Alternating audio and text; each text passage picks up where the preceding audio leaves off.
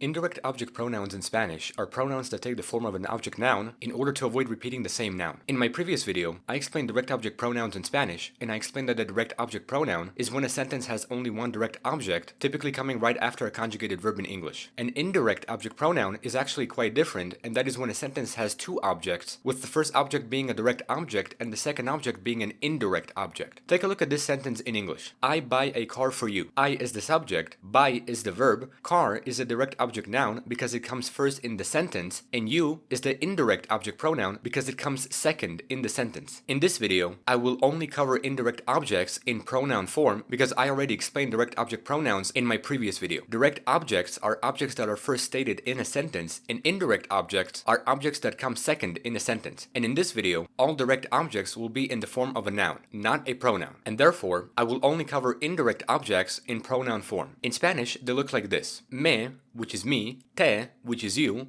le, and this pronoun can simultaneously mean to him or to her or a person's name, and I'll get to that in a bit. Nos, which is us, os, which is all of you, and les, which is them. As you can probably tell from looking at the chart, the me, you, us, and all of you pronouns have the same syntax as direct object pronouns, which makes the language more convenient. However, this is where we have les for them, as in people, and le, which can mean to him or to her and a person's name, and it's a tricky concept to understand, but I'll explain it as easily as possible. Looking back at this phrase, I buy a car for you, car is the direct object noun, and you is the indirect object that's already in pronoun form. Saying the sentence in Spanish can be done using multiple ways, but the essential point of the video is indirect object pronouns. We can hack the system by simply saying yo compro un coche para ti using a prepositional pronoun, and while that saves us time, we need to understand how indirect object pronouns work. Just like with direct object pronouns, indirect object pronouns likewise come before conjugated verbs and not after them. So saying the sentence in Spanish would simply be yo te compro un coche. I buy you a car, or I buy a car for you, with the indirect object pronoun te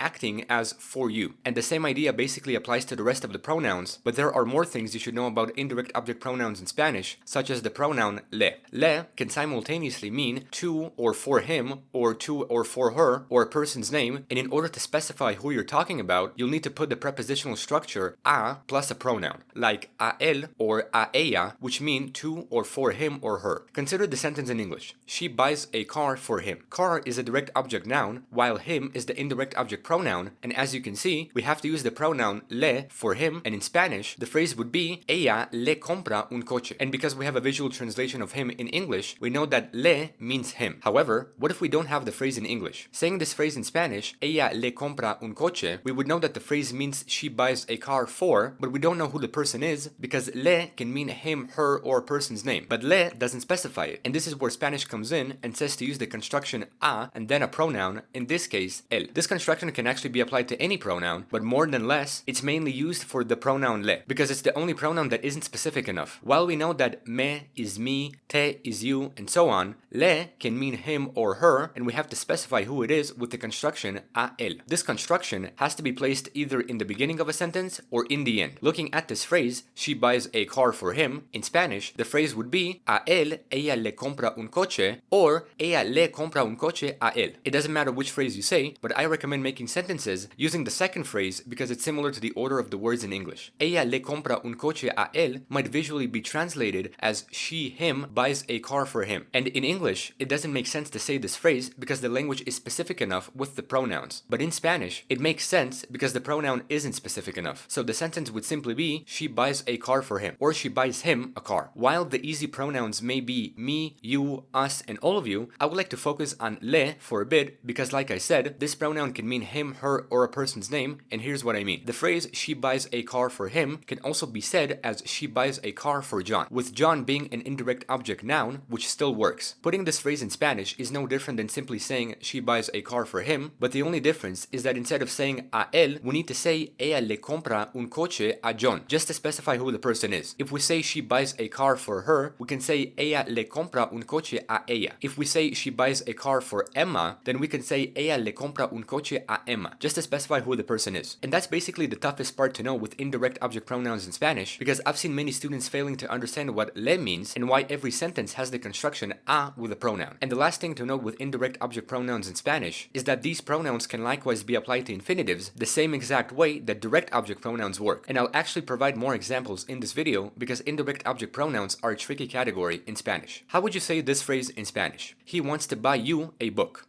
You can say él te quiere comprar un libro or él quiere comprarte un libro. If you said any of these phrases, then you did a good job. How would you say she can give the papers to us? You can say ella nos puede dar los papeles or ella puede darnos los papeles. How would you say I teach the concept to them? Yo les enseño los conceptos. How would you say you write a letter to her?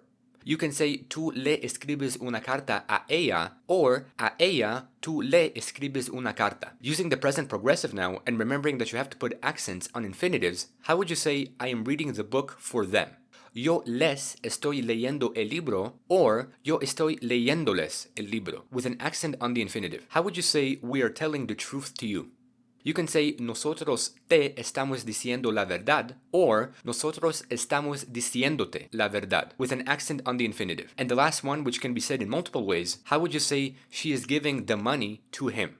Here are all the constructions for this phrase. A él, ella le está dando el dinero. A él, ella está dándole el dinero with an accent on the infinitive. Ella le está dando el dinero a él. Or, ella está dándole el dinero a él with an accent on the infinitive. Even though it's a long example, this is how indirect object pronouns work in Spanish. And it doesn't matter which phrase you say because all of them express the same meaning. And in case you get confused, you can always go back to the basics and say any phrase you want because people will still understand you. My goal is to not confuse you, but to show you that there are multiple answers to any question and that there are multiple ways to answer any question. It doesn't always have to be one answer and one answer only. With the examples that I gave in the video, I tried my best at showing you all the possibilities that you can use with any sentence you want to say. And in case you got all of them right, then you did a really good job at finding other ways to find different answers. This has been a full explanation of indirect object pronouns in Spanish. Thank you for watching this video, and hopefully I made your learning just a bit simpler.